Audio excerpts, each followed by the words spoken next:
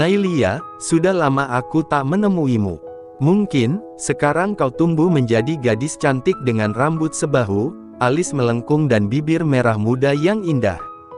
Ah, aku amat mencintaimu.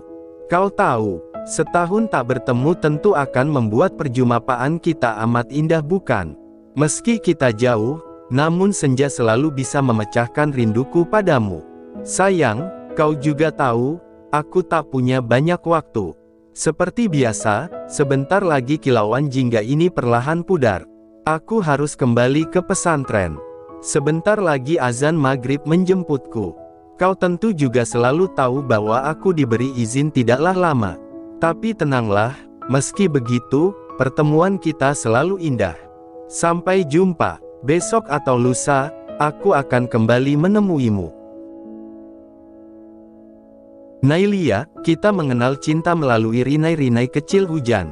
Entah rintik hujan yang keberapakah ini, kau tetap pada kebiasaanmu, selalu membuatku menunggu. Sore ini aku kembali menjemput rinai hujan di beranda pesantren Al-Falah Puteri. Sebenarnya aku selalu khawatir saat kita berada di sini, bukankah Ustadz dan Ustazah sering lewat, lalu lalang daerah ini? Tapi, kau selalu meyakinkanku, berkata semua akan baik-baik saja. Aku ragu, kau lalu menatapku begitu yakin. Ah, aku kalah, Nailia. Maka sempurna, kita menjadikan tempat ini sebagai wadah pertemuan kita. Kau tak pernah jera membuatku menunggu. Hari ini, lagi-lagi hujan bergantian turun, memutus kelap jingga di perupukan. Ah, Nailia, sungguh, kau sangat menyiksaku dengan penantian ini. Ini rinai hujan dan sore yang kesekian kalinya aku menunggumu. Tak pernah bosan, tak pernah menyesal, aku sudah terbiasa dengan ini. Di sini, aku menikmati cipratan hujan sebagai wujud gantimu. Aku selalu senang, rinai-rinai kecil ini seolah berdialog denganku. Ini sudah sering kulakukan. Sempurna, kau selalu menyisakan aku sendiri bersama miliaran rinai hujan. Biarlah, entah sampai kapan hatiku mampu bertahan. Ah, Nailia, apa kau ingat dengan yang kubilang waktu itu? Seseorang akan berpuisi di saat hatinya berkecamuk, dirobek rindu.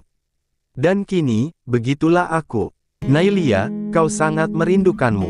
Tapi, kau selalu melebarkan penantian ini. Sebentar lagi hujan reda, senja perlahan meredup, kerlap-kerlip lampu di kotamu mulai bermunculan. Aku harus pergi. Ops, mungkin pula tidak. Separuh sore bersama hujan menguras tenagaku. Nailia, aku singgah di pondok makan kecil yang kerap jadi persinggahan para santri. Tentu, tempat nyuwayang dekat pesantren dan harganya yang murah menjadi daya tarik mereka. Sungguh, biasanya, dulu kita sering makan bersama di sini. Aku sering mengodamu, mukamu pun memerah. Cemberut, hei, kupikir kau semakin cantik saat wajahmu seperti itu. Kini, itu semua hanya menjadi bingkai kenangan yang hampir berdebu. Amat indah.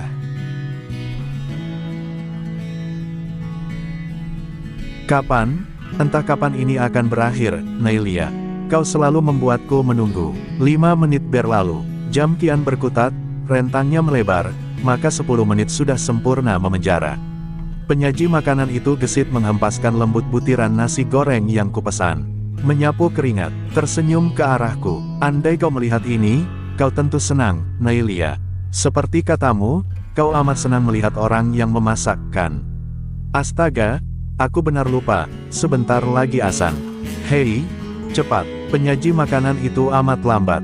Butuh beberapa menit yang banyak untuk melahap habis makanan itu, sebelum senja keburu lenyap di langit. Tidak, sirene di surau mendenging. Lantas sesaat lagi kumandang azan tiba. Ya Tuhan, jika langkahku tiba di pesantren setelah maghrib, maka pecutan-pecutan rotan Ustadz akan menghamburi tubuhku. Seperti minggu lalu, pecutan itu menyisa belang di punggungku juga karena aku datang terlambat. Sakit, aku menelan ludah. Sempurna, azan telah berkumandang. Aku masih di sini, menahan detak yang tak teratur di dada. Berpikir, percuma, tak ada cara. Ah, mengapa pula di saat seperti ini bayangmu tiba-tiba muncul bergelanyut di benakku? Tenang, ya, kau tahu, Nailia. Entah mengapa, kotamu ini mendadak sepi. Persis pelabuhan yang ditinggal pelayaran. Aneh, Kau bercanda. Entah apa yang terjadi, semua mendadak hening. Gema azan, kesibukan deru motor yang meraung di jalanan nyaris tak terdengar. Waktu tidak berhenti, bumi masih berputar, merantai siklus kehidupan. Namun, gema suara tiba-tiba membisu. Ada apa? Mendadak seorang gadis berlalu acuh setelahnya. Tanpa menoleh, tak peduli, ia mengenakan warna coklat sebagai pelapis tubuhnya. Itu warna yang kau sukai, bukan? Bahkan kau kerap mengenakan baju berwarna itu kala menemuiku. Tunggu, gadis itu, bukankah? Hei, tidak mungkin. Nailia? Mengapa bisa? Nailia? Aku berteriak memanggilnya. Sia-sia, tak ada jawaban. Nailia, tetap tak ada jawaban. Sekarang aku ragu bahwa itu dirimu. Gadis itu mempercepat langkahnya, tanpa menghiraukan panggilanku, lalu menyeberang, menemui seorang pemuda di musala Baitur Rahman. Pemuda yang berpakaian sama sepertiku, mengenakan peci, berbaju koko. Tunggu, itu memang aku. Ya Tuhan, apa yang sebenarnya terjadi? Ini masa laluku. Aku ingat, ya, ini pertemuan terakhir kita. Ah, Nailia, ini amat menyakitkan untuk dikenang. Lantas siapa gadis yang memakai baju coklat itu? Ia tersenyum di sana, bercanda, tertawa kecil, lalu menoleh ke arahku. Itu kau Nailia.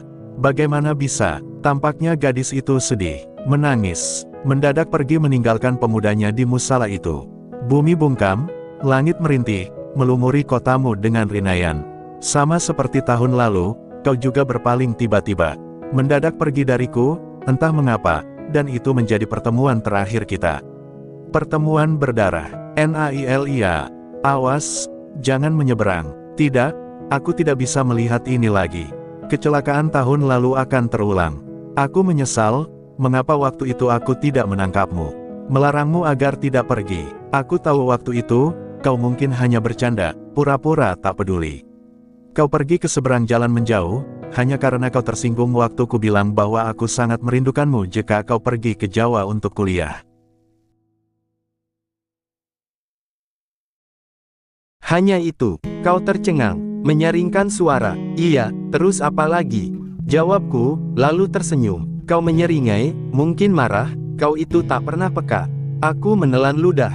Ya Tuhan, Nailia maafkan aku waktu itu. Aku benar tak tahu, tak mengerti, dan kini aku baru sadar maksudmu kapan aku akan mengatakan cinta padamu. Ah, terlalu lambat untuk menyadari, meski aku juga amat mencintaimu, tapi aku terlambat.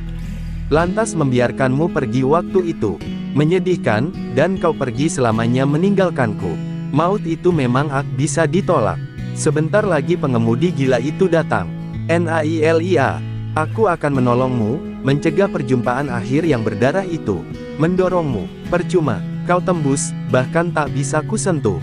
Sungguh, Nailia, aku tak bisa melihat ini dan sempurna, mobil itu menabrakmu. Ya Tuhan, ini amat menyakitkan untuk kulihat kembali. Mengapa? Apa yang terjadi ini? Asteris. Percik hujan membangunkanku. Rinaiannya pelan mereda. 1, 2, kuatur napas. Menyapu keringat. Jalanan mulai kembali membising, menderu-deru diiringi pendar lampu yang menyala. Ah, aku bermimpi. Sisa ingatan tadi yang hampir raib masih berkutat sebagian di kepalaku. Aku mengerti maksudmu, Nailia. Maafkan aku. Jadi, begitu maksudmu datang ke dalam mimpiku. Gema di surau yang kutempati ini akan berbunyi. Hujan sebentar lagi reda. Aku akan beranjak pergi, menemui persinggahan abadimu. Maafkan aku yang lupa tentangmu, lupa menziarahimu. Seharusnya, di saat aku merindukanmu, bukan meresapi rinai hujan ini, merenungi seolah kau hadir kembali dan mengunjungi lagi musala Baitur Rahman ini sekedar memecah kembali kenangan kita. Aku salah, seharusnya aku menziarahimu, melafalkan ayat suci untukmu. Aku salah, Nailia, maafkan aku sudah lama tak menemuimu, Nailia. Setahun tak bertemu tentu akan membuat perjumpaan kita amat indah, bukan? Namun, kau tahu, senja selalu bisa memecahkan rasa rinduku padamu. Tenanglah, Nailia, besok atau lusa aku akan kembali menemuimu, menziarahimu. Terima kasih. Seseorang lalu menepuk pundakku, bersuara lirih, pelan, tersenyum saat aku menoleh. Kau, aku menelan ludah. Nailia. Kamis, tanggal 6 Agustus tahun 2015. Cerpen ini dimuat di koran Radar Banjarmasin pada hari Minggu, tanggal 18 Oktober tahun 2015. Biodata, nama Muhammad Rifki, berkelahiran di Anjir Pasar Lama, tanggal 13 Agustus tahun 1998. Mulai menjalani hidup sebagai penulis sejak tahun 2014 lalu dan membentuk kembali organisasi penulis di sekolahnya FPP, Forum Pena Pesantren. Kini ia sedang menyantren di Pondok Pesantren Al-Falah Putra, Banjarbaru. Ingin mengenalnya lebih, bisa melalui akun Facebooknya Muhammad Rifki atau kunjungi muhammadrifki.blogspot.com. Terima kasih banyak. Mohon maaf jika ada salah. Semoga kita masuk surga.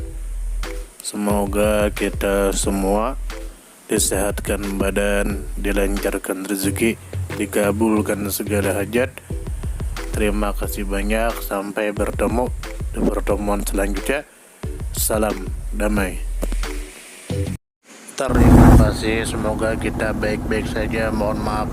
Terima kasih, semoga kita baik-baik saja, mohon maaf.